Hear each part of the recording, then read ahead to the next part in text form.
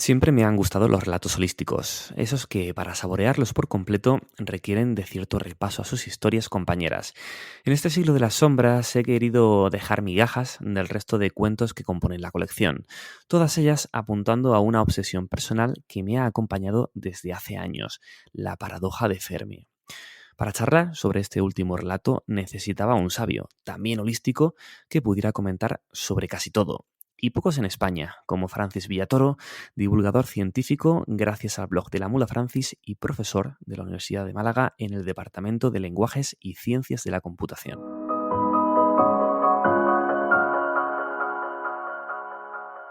Profesor Villatoro, con usted tenemos el placer de cerrar este podcast y lo hacemos hablando sobre el siglo de las sombras, el relato más ambicioso que pone sobre la mesa ideas como los desafíos a los que se enfrentará la humanidad en este siglo XXI o muy especialmente la paradoja de Fermi. Profesor, bienvenido. Buenas tardes, un placer. Bueno, profesor, tenemos mucho que comentar, pero no me resisto a comenzar preguntándole, ¿usted cree que estamos viviendo en el siglo de las sombras o en un nuevo siglo de las luces? Bueno, yo creo que el siglo XVIII, ¿no?, que fue el famoso siglo de las luces, era una coyuntura muy particular que creo que se ha sostenido en los siglos siguientes, ¿no? Creo que los grandes ideales y las grandes máximas que se desarrollaron con la Ilustración en este siglo de las luces se han mantenido durante el siglo XIX, el XX y creo que también en el XXI. Así que yo creo que todos estos siglos siguen siendo siglos de las luces, ¿no? Las grandes ideas, los grandes ideales de este siglo de las luces, como la búsqueda de la felicidad, la libertad, la igualdad, temas como el progreso, la tolerancia a las ideas de los demás, etcétera, son ideas que yo creo que están asumidas hoy en día por toda la sociedad, prácticamente la mayoría de los países del mundo. La sociedad en general ha progresado una barbaridad en el siglo pasado, en el siglo XX y en los primeros 2 décadas de este siglo, y creo, sin lugar a dudas, de que no se puede decir que estemos en un siglo de las sombras, ¿no? Obviamente hay momentos que son un poquito más oscuros, como pueden ser las grandes crisis económicas, como podría ser la pandemia, la guerra de Ucrania. Hay otros países también que están en guerra, pero en general, lo que es para la humanidad en su conjunto, yo creo que el progreso en todos los sentidos y en especial en el científico-tecnológico es indudable. Sí, profesor, porque precisamente una de las ideas que se arrojan en el relato es la de que la ciencia nos ha traído un momento que en perspectiva con el pasado precisamente es bastante próspero y no hay motivo para que el futuro no sea mejor, precisamente gracias a la ciencia, como venimos diciendo. Pero es verdad que hay ciertas tendencias que ponen en tela de juicio la validez del progreso científico y se me ocurre, por ejemplo, el movimiento antivacunas. Por citar uno, ¿estamos entrando en una era de desapego a la ciencia por parte de quienes no la comprenden? ¿Qué podemos hacer por combatir a terraplanistas, antivacunas y demás grupos? Bueno, en general, en el caso concreto de España, las encuestas de percepción social de la ciencia y de la tecnología, ¿no?, que publica la FECIT, la Fundación Española de Ciencia y Tecnología, aproximadamente cada 2 años, lo que indican es que los ciudadanos cada vez están valorando más la importancia de la ciencia y de la tecnología, que entre las profesiones mejor valoradas se encuentran los científicos, los médicos, los profesores. Yo creo, sin lugar a dudas, que no veo yo que haya un desapego hacia la ciencia, al menos en lo que es Occidente, ¿no? No solo en España, sino en Europa, en el resto del mundo. Es cierto que hay movimientos pseudocientíficos, ¿no? El caso de los movimientos antivacunas o los terraplanistas, como has mencionado, o muchos otros grupos, básicamente son una minoría. Yo creo que, por desgracia, muchos medios amplifican la voz de estos colectivos tan minoritarios, quizás porque son noticias con cierto carácter jocoso, divertido, ¿no? Que 100 personas se reúnan en el Congreso Nacional de Terraplanistas, Sí. pues parece que es una noticia, pero es algo absolutamente ridículo. Te quiero decir que cuando se reúnen 100 personas aficionados a las rosas rojas, pues nadie lo saca en los medios, ¿no? Y realmente no creo que tenga un impacto este tipo de agrupaciones estos tipos en la sociedad en su conjunto, sino solamente en ciertos, el caso, por ejemplo, de las antivacunas, ¿no? El movimiento antivacunas aparentemente ha sido muy fuerte en algunos países europeos, pero si miramos el caso de España, en España el impacto que ha tenido ha sido ridículo. En medios ha sido altísimo, ¿eh? Sí, Los sí, es medios, cierto. televisión, radio, han estado constantemente sacando el tema antivacunas, ¿no? Los grandes personajes mediáticos que se han posicionado como antivacunas, pues han ocupado muchísimas horas en todos los medios. Sin embargo, la población española se ha vacunado con todas sus dosis en una proporción altísima. Es uno de los países del mundo mejor y más vacunados, ¿no? Sí, Es decir, estos colectivos antivacunas son muy minoritarios. Sí, es cierto, profesor, que igual nosotros aquí en España específicamente, ¿no? Somos una pequeña isla y me pongo comparativa con Francia, ¿no? También una sociedad pues, muy avanzada, con un gran estado del bienestar, en el que, sin embargo, el movimiento antivacunas es muchísimo mayor, ¿no? No sé a qué se debe esa dualidad, esa diferencia entre países que son a priori tan parecidos. No lo sé, la verdad, pero de todas formas tampoco es es menos minoritario, pero sigue siendo minoritario. Es decir, no hay tanta gente opuesta al tema de las vacunas y lo que sí es cierto es que ahí la concienciación política y mediática en diferentes países es muy diferente y en algunos países pues se ha premiado la información relativa al hecho de que pasar, por ejemplo, la COVID era una opción muy coherente y muy buena para estar protegido contra la COVID. Dice, pero a ver, es una cosa casi contradictoria, ¿no? Claro. No, es que como la mayor parte de la gente que va a pasar la COVID la va a pasar leve o asintomática, pues te puedes aprovechar de eso, sí, pero el problema es que como no te toque a ti y tú seas del porcentaje pequeño en tu sector de edad que van a acabar con una enfermedad grave y van a acabar en la UCI, pues es decir, estamos como usando un revólver para hacer una ruleta rusa, ¿no? Un juego muy peligroso, ¿no? Pero aún así, es cierto que hay diferencias en diferentes países, ¿no? A Alemania le gustaría tener el porcentaje que tenemos España de vacunados, ¿no? Sobre todo en personas de más de 80 años, que prácticamente está la totalidad de los españoles vacunados. Pero, y no digamos ya en muchos otros países del mundo, no digamos Estados Unidos, por ejemplo, ¿no? Que tienen porcentajes de vacunación relativamente bajos.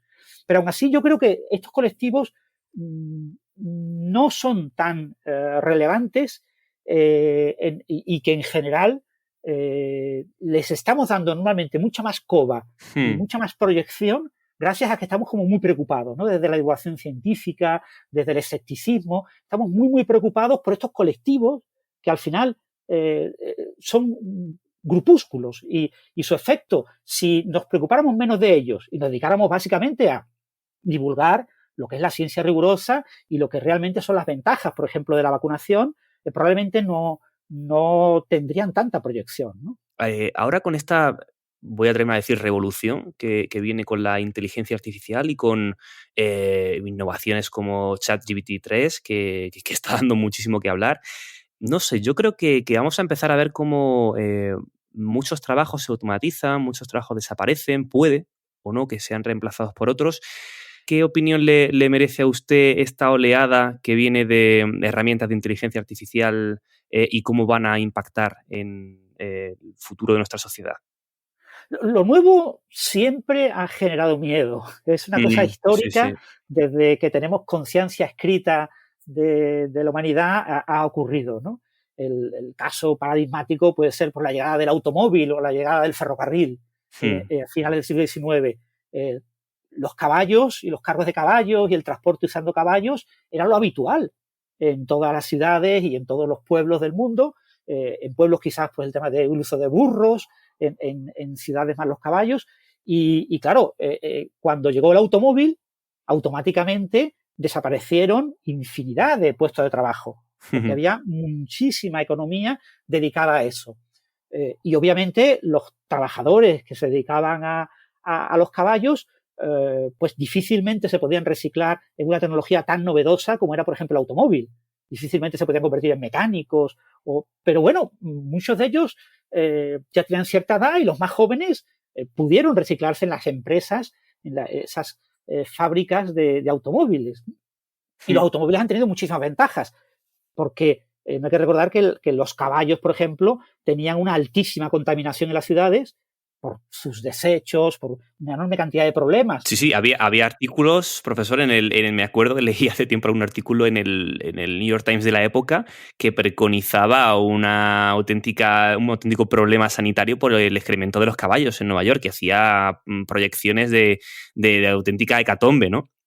Exactamente, y eso lo hemos sustituido por la contaminación de los automóviles, que también es muy mala, pero es otro tipo, es mucho, entre comillas, mucho menos contaminación, o al menos menos visible, menos patológica para el día a día, ¿no? Estamos ya, nuestros cuerpos, pues, están absorbiendo contaminación constantemente en las grandes ciudades, pero sin embargo, nuestra salud es mucho mejor cuando tenemos 60, 70 años, después de haber estado toda esa época consumiendo esta contaminación, de que la salud que tenían nuestros abuelos o bisabuelos a finales del siglo XIX por ese otro tipo de contaminación, ¿no? El progreso siempre causa miedo y las inteligencias artificiales lo están causando. Es decir, las inteligencias artificiales, conforme vayan progresando, van a ir sustituyendo puestos de trabajo. Y van a sustituir muchos puestos de trabajo, ¿no? Y muchos de los puestos de trabajo... Y debe ser así, ¿eh? Y creo yo. Claro, es parte del progreso. Y van a actuar fundamentalmente como sistemas de apoyo para reducir el número de puestos de trabajo para lograr cosas. Por ejemplo, los periodistas. Pues el periodista, una redacción de un periódico, pues tiene una serie de periodistas que se dedican pues a transcribir y adaptar noticias de las grandes agencias de comunicación, que básicamente muchas veces no pueden copiar la noticia que viene de la agencia completa porque no tienen hueco y hay que reducir la noticia un poco, recortarla un poquito, adaptarla un poquito al tipo de periódico en el que se está publicando la noticia. Es un proceso muy de poca... Manual, sí, mecánico. Muy manual, muy repetitivo, que requiere poco conocimiento una vez que aprendes a hacerlo. Esas son cosas que puede hacer una inteligencia artificial. Lo que no puede hacer una inteligencia artificial es sustituir a un periodista que tenga que ir a una rueda de prensa, tomar una serie de presencial, tomar una serie de notas en directo sobre lo que están diciendo en esa rueda de prensa y obtener un resumen rápido que pueda enviar al periódico para que haya una noticia muy rápida sobre lo que ha ocurrido en esa rueda de prensa, ¿no? Es decir, bueno, hay todavía, todavía. Bueno, y eso va a ser muy difícil que lo hagan las inteligencias artificiales con la calidad con la que lo hacen los humanos, que lo hacen bien. Ese debate, profesora, es que, claro, tenemos tantas cosas que charlar hoy que me da miedo derivarnos demasiado, pero es verdad que el reducto que queremos los humanos creer que es la creatividad, como esa última frontera que la inteligencia artificial nunca será capaz de traspasar, yo, la verdad es que con ChatGPT 3, que he estado jugando con él en las últimas semanas, me ha comenzado a replantearme muchos conceptos que tenía, evidentemente no se acerca ni mucho menos a lo que ahora mismo es capaz de hacer un ser humano, un periodista o un escritor. Pero las bases están ahí. Las bases están ahí, ¿eh? Eso es cierto. Y estas herramientas van a avanzar muchísimo, ¿no? Ya se está hablando de ChatGPT-4, ¿no? La siguiente versión que va a tener como una base de datos interna, ¿no? Es la base de datos que relaciona su conocimiento sobre el lenguaje. Porque este tipo de software lo que hacen es predecir cuál es la palabra más adecuada a partir de una palabra. Entonces cogen tu pregunta y la utilizan como lugar de entrada y van rellenando tu pregunta con nuevas palabras que están bien conectadas con lo que eran las palabras de tu pregunta y todas ellas van bien enlazadas, bien engarzadas en función de lo que ha aprendido leyendo textos en los que ha visto cómo se engarzan las palabras, ¿no? Entonces, eso va a mejorar muchísimo cuando venga la nueva versión, la versión 4, que tiene como 10 veces más memoria, más información almacenada, ¿no? Aún así, este tipo de software que obviamente son espectaculares porque uno lo ve y dice, bueno, esto parecía imposible hace 5 años, ¿no? Y hoy en día lo tenemos gratis conectándolos por internet. Este tipo de software va a tener un impacto limitado. Igual que la inteligencia artificial no es la inteligencia, es decir, la inteligencia de forma genérica no es lo que llamamos inteligencia artificial. La inteligencia artificial es una serie de cosas que va cambiando conforme va pasando el tiempo y vamos avanzando y vamos progresando en ese campo de la ingeniería, pero lo que es la inteligencia artificial y lo que es la inteligencia tienen una intersección muy pequeña. La inteligencia artificial es una cosa separada. Pues lo mismo ocurre con la creatividad artificial. La creatividad artificial no tiene nada que ver con la creatividad. Y hoy en día gran parte de la creatividad artificial consiste en copiar, emular, clonar la creatividad de una serie de artistas o de autores. Y entonces la creatividad artificial es más una especie de copia que estrictamente una fuente de creatividad.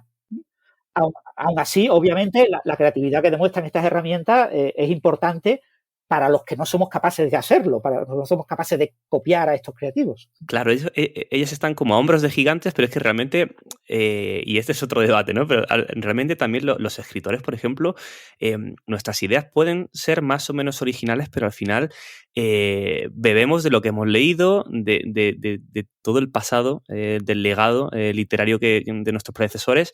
Entonces yo me pregunto, cuando yo escribo un relato, ¿hasta qué punto es original mi relato? ¿Y hasta qué punto mi proceso difiere del de una inteligencia artificial que lo que ha hecho es básicamente un poco lo mismo que yo, leer muchísimo y, luego pues componerlo? En mi caso, pues yo lo he compuesto siguiendo un patrón de ideas determinado. No sé, es un debate difícil, profesor, de las diferentes metodologías que utilizamos humanos e inteligencias artificiales para llegar a un mismo resultado, ¿no?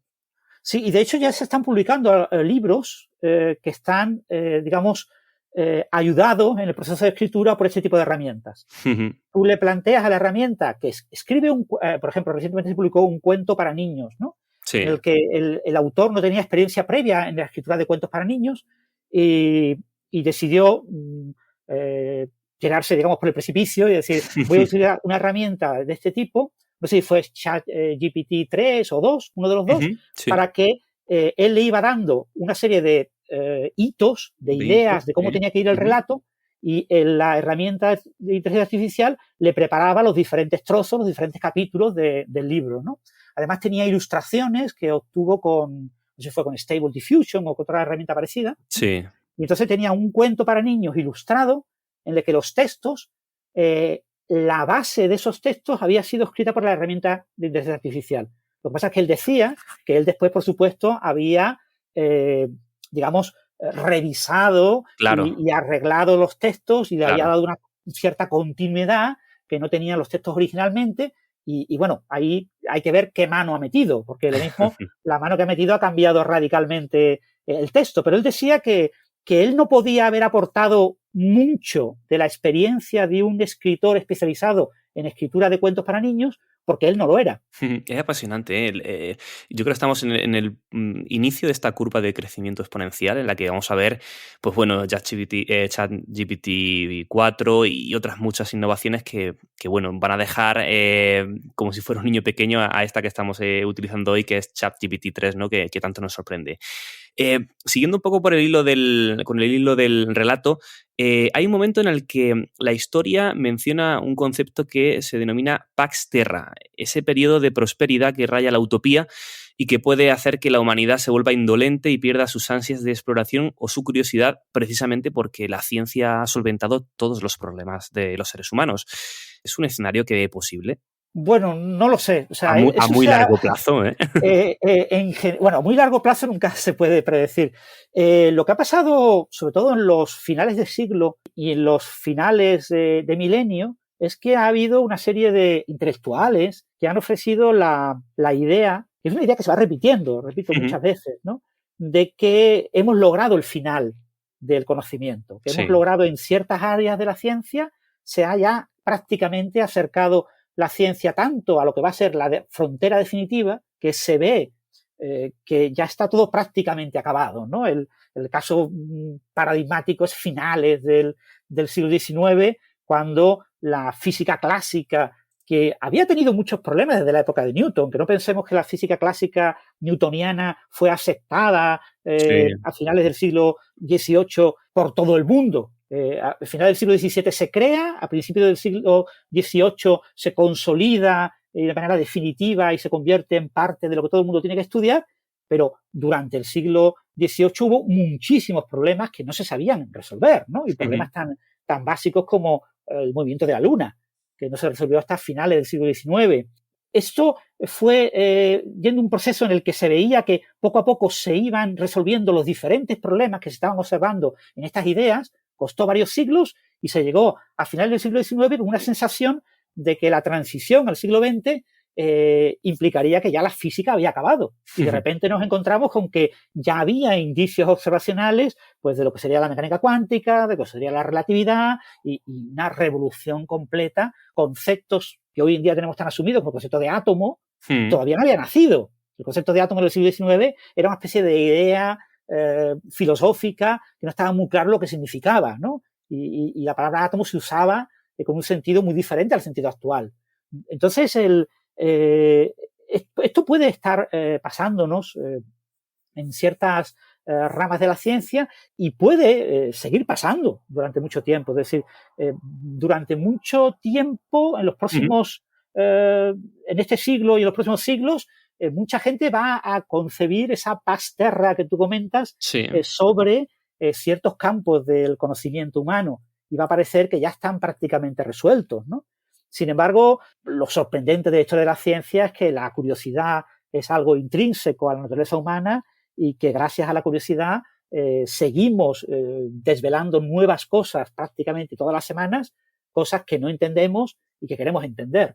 Es decir, el ritmo de producción de conocimiento científico-tecnológico es un ritmo en el que se producen más preguntas que respuestas, con los que vamos siempre acumulando un mayor número de cosas que desconocemos respecto al número de cosas que vamos clarificando y vamos conociendo mejor. Sí, yo coincido con usted, profesor, y me encanta la idea que ha dejado de que hay más preguntas que respuestas. Yo creo que eso es lo que nos mueve hacia adelante, ¿no?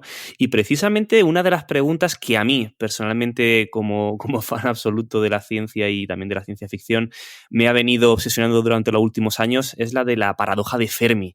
Eso de que, bueno, de que el universo y la galaxia son tan grandes, hay tantas oportunidades para que haya civilizaciones muy avanzadas ahí fuera, y dónde está todo el mundo, ¿no? Esta idea central de relato del siglo de las sombras. Profesor, de todas las explicaciones posibles que nos ha ofrecido la ciencia, ¿hay alguna que le parezca especialmente verosímil a usted? Bueno, yo siempre me he decantado, en el caso de la paradoja de Fermi, con la explicación de la distancia, ¿no? El hecho de que toda la evidencia observacional que ha fundamentado la teoría de la relatividad y que es una cosa que la evidencia era muy fuerte a finales del siglo XIX, pero es que a finales del siglo XX es absolutamente indiscutible y irrefutable. Se ha tratado de demostrar que esto es falso en todas las opciones posibles y hasta ahora ha sido imposible. Y todo indica que la velocidad de la luz en el vacío es la velocidad máxima que se puede alcanzar. ¿Esto qué implica? Esto implica que las cosas que estén a gran distancia son cosas causalmente desconectadas con nosotros o que se pueden conectar causalmente en ventanas de tiempo extremadamente largas, ¿no?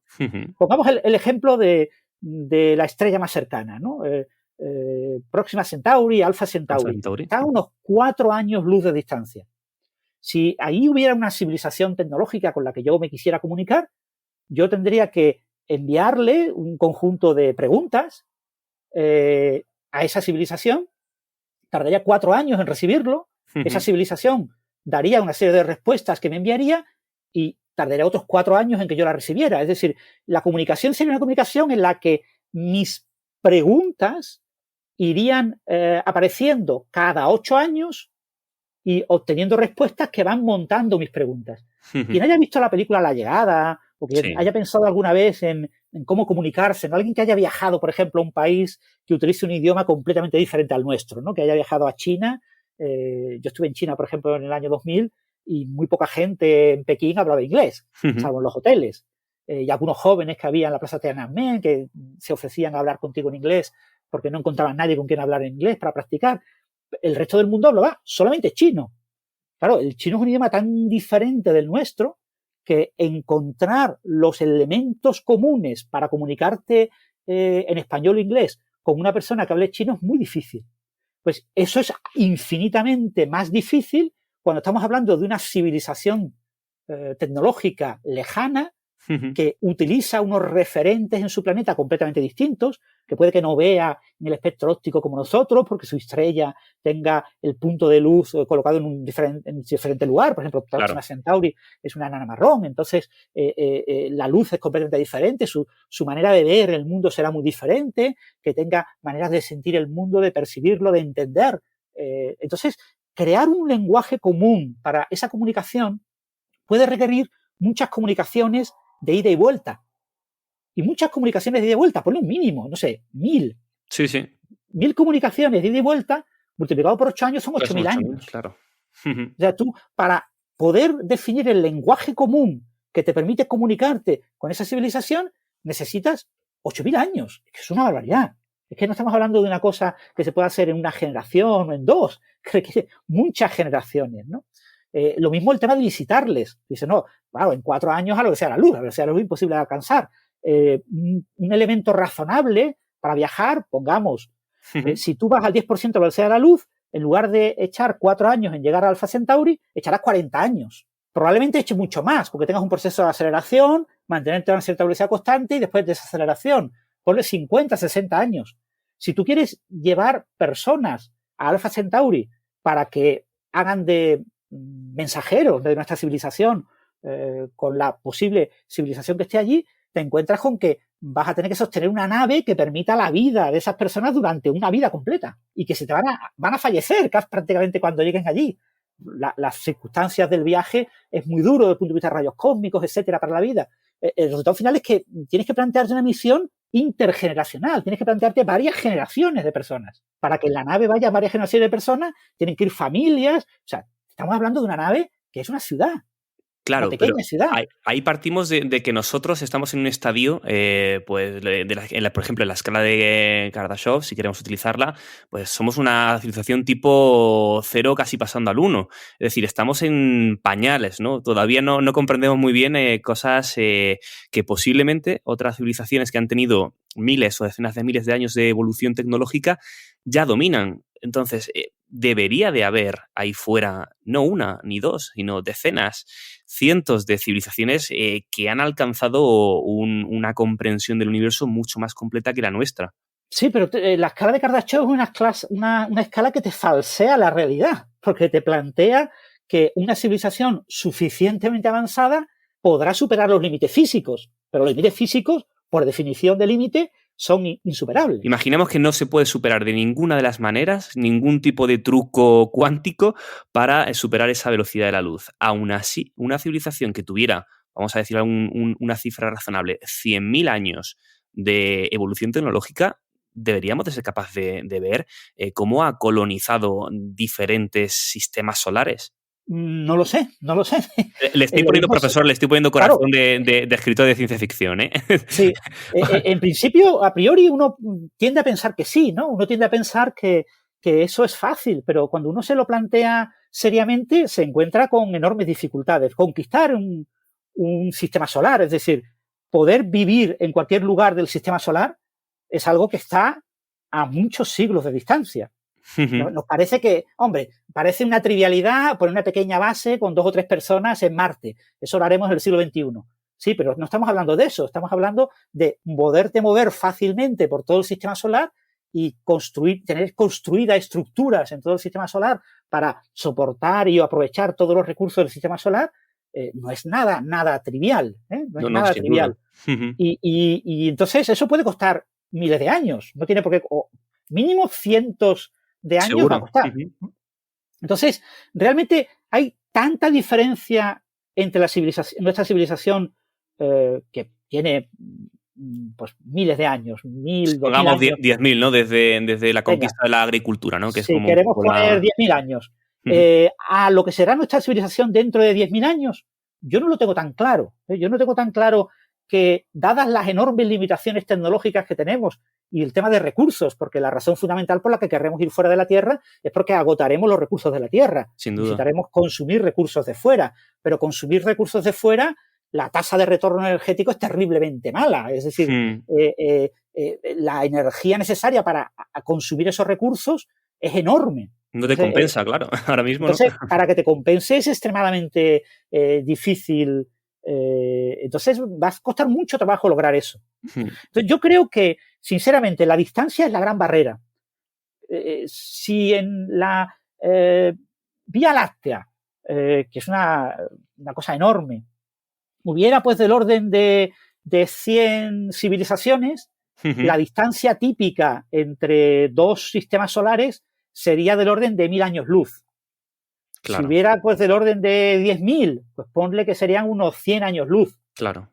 Incluso siendo 100 años luz, que es una distancia corta y que requeriría eso, pongamos unas 10.000 civilizaciones tecnológicas avanzadas en la Vía Láctea, 1000 años luz es una barbaridad, solo para comunicarte. Y no digamos ya para alcanzar a esa otra civilización y ponerte en contacto con ella.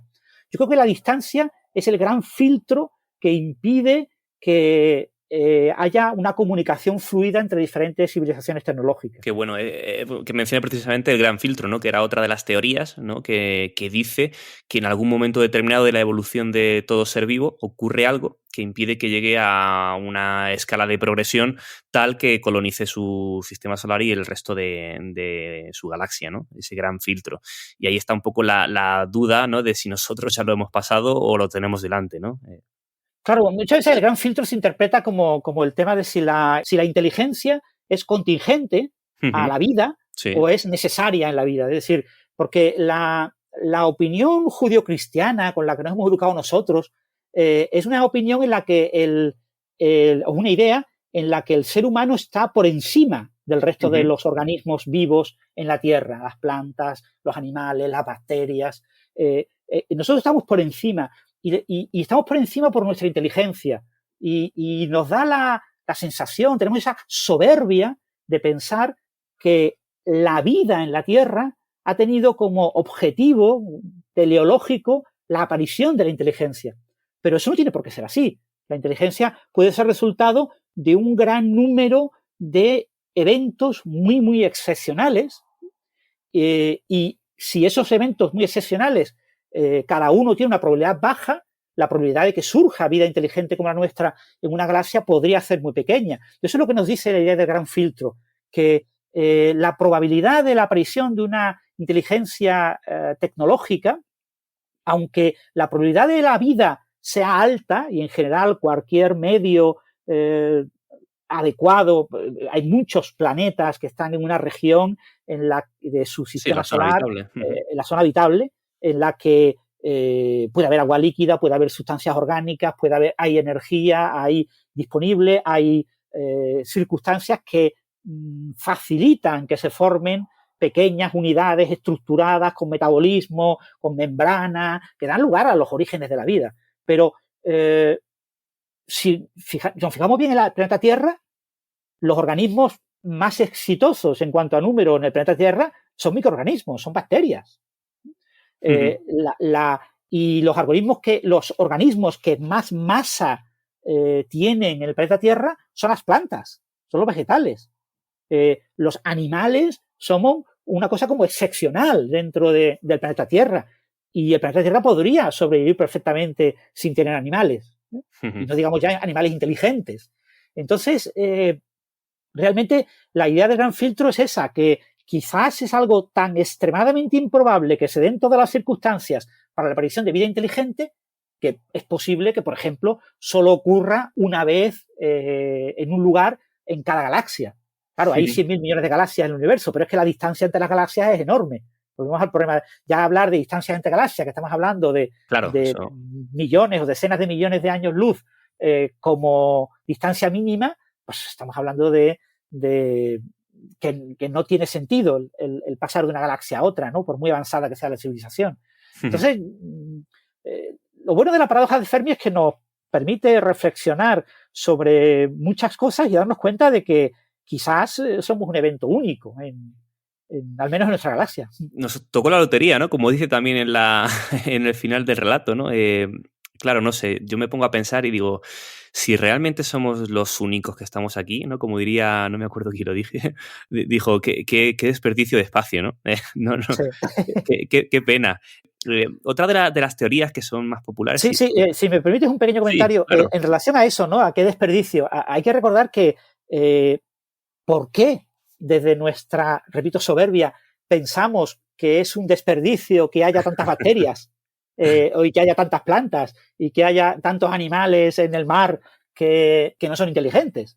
¿Y Sí. por qué es un desperdicio que todos los organismos no tengan inteligencia y tengan capacidad tecnológica? Pues no tiene por qué. O sea, no tiene por qué ser un desperdicio. Es decir, para muchos planetas la vida puede surgir y sin que haya ningún tipo de desperdicio, adaptarse, consumir los recursos, adaptarse perfectamente al medio y sobrevivir a los diferentes eventos catastróficos que ocurren de vez en cuando, readaptándose sin necesidad de que en esos eventos catastróficos haya un tip point, un punto de cambio brusco que lleve a la aparición de estructuras que acaben conduciendo en nuestro caso ha sido el sistema nervioso y la inteligencia, pero a estructuras similares que acaben siendo un cambio muy significativo en lo que había, ¿no? Podría ocurrir todo lo contrario.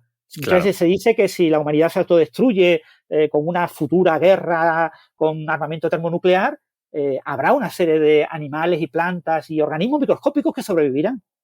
Sí, sin duda, sin duda. Y eso, porque esos organismos son mucho más robustos, están mucho mejor adaptados que nosotros a un planeta, aunque nos parezca desde nuestra posición que es al contrario, que nosotros dominamos el planeta y hacemos que el planeta lo que queramos, pero no es verdad. Claro, decimos que es un espacio desperdiciado porque no estamos ahí para disfrutarlo, ¿no? Pero claro, evidentemente lo decimos o lo pensamos nosotros que al final no nos hemos quitado todavía, creo yo, esa idea que usted decía antes de judío-cristiana de que somos el centro de la creación. De una u otra manera queremos pensar que somos especiales, ¿no? Y no somos capaces tal vez de irnos a dormir por la noche o de mirar las estrellas sin esa idea, por pueril o infantil que sea, de que hay algo diferente en nosotros, ¿no?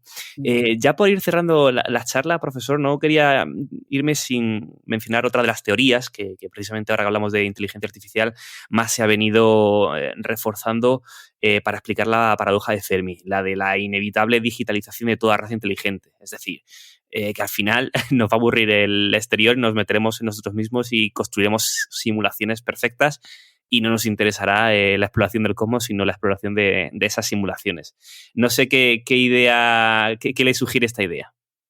Bueno, eso está en el contexto de la llamada singularidad tecnológica, ¿no? Y el poshumanismo, la idea de que con los avances tecnológicos pues seremos capaces de transferir nuestra mente a máquinas y que esas máquinas pues serán como nosotros y podrán vivir en mundos virtuales y en entornos completamente digitalizados, completamente de forma satisfactoria, de manera eterna, es decir, siempre y cuando haya un mecanismo que garantice que haya energía suficiente para sostener a esas máquinas, pues, y eso podría, con energías renovables y con una serie de sistemas, se podría garantizar unos sistemas sostenibles a muy largo tiempo, pues podríamos sobrevivir, ¿no?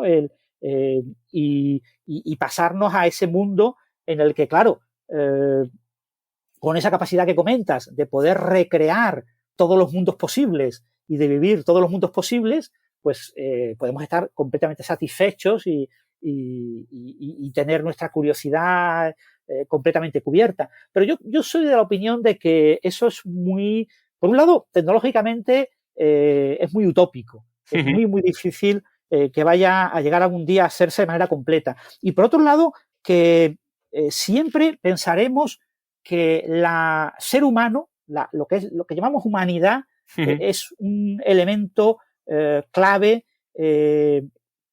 y que no queremos prescindir de él, ¿vale? No queremos Se refiere más bien a lo físico, ¿no? Claro, a perder no solo lo físico, sino porque claro, en un futuro, no sé, en 100 años, 200, 300 años, probablemente muchos de nosotros seremos cyborg, ¿no? Tendremos componentes de nuestro cuerpo reemplazadas. Aquí se mete usted, ¿no? Ya me indica que piensa convertirse en un cyborg, ¿no?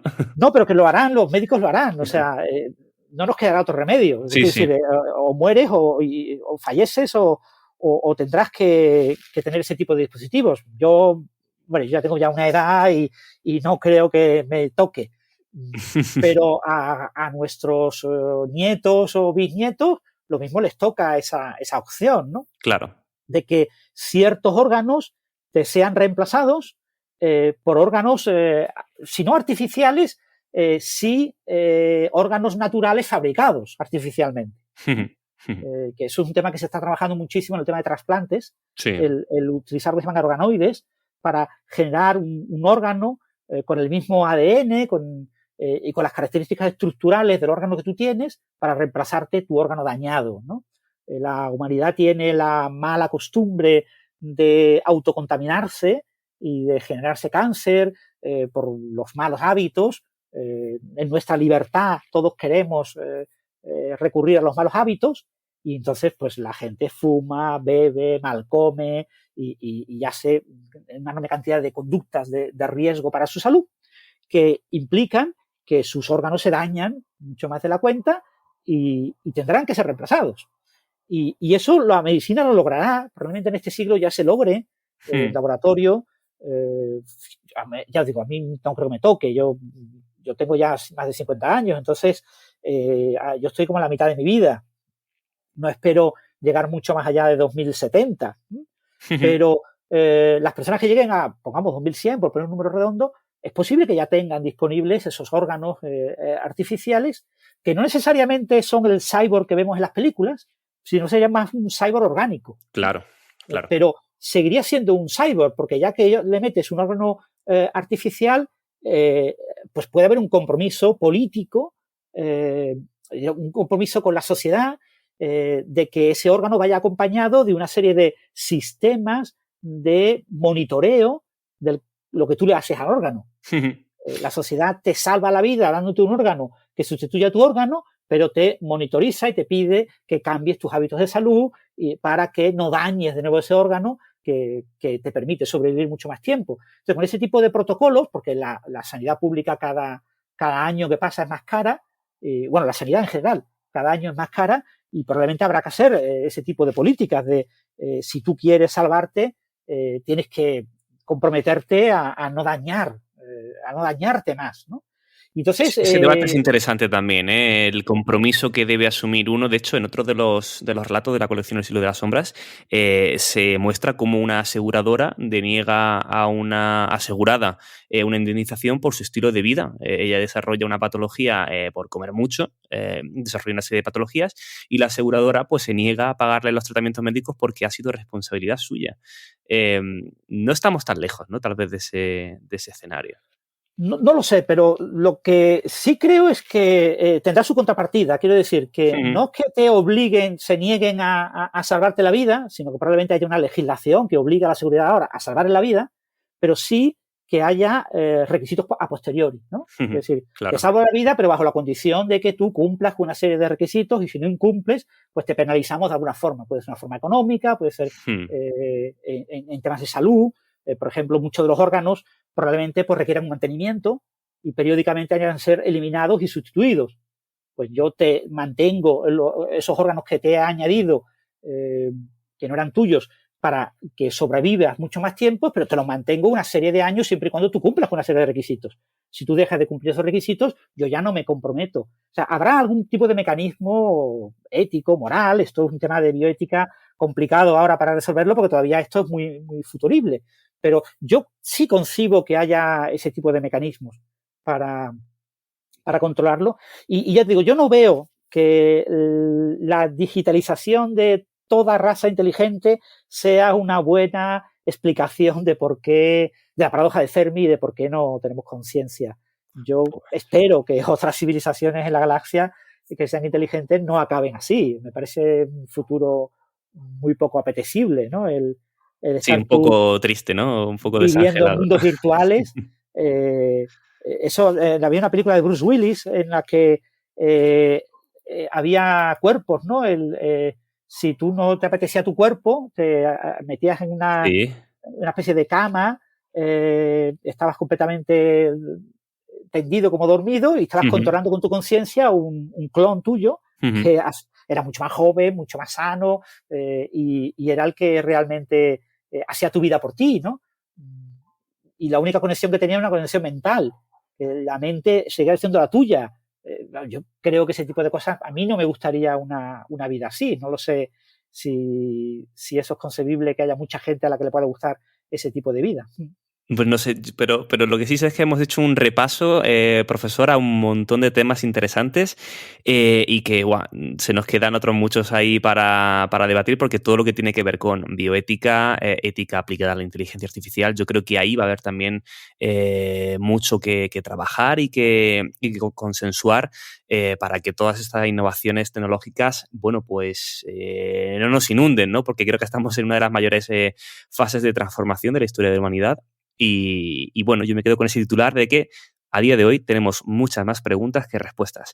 Así que, profesor Francis Villatoro, informático, físico, doctor en matemáticas, divulgador científico y profesor en la Universidad de Málaga, muchísimas gracias por participar en esta charla. Yo me lo he pasado fenomenal.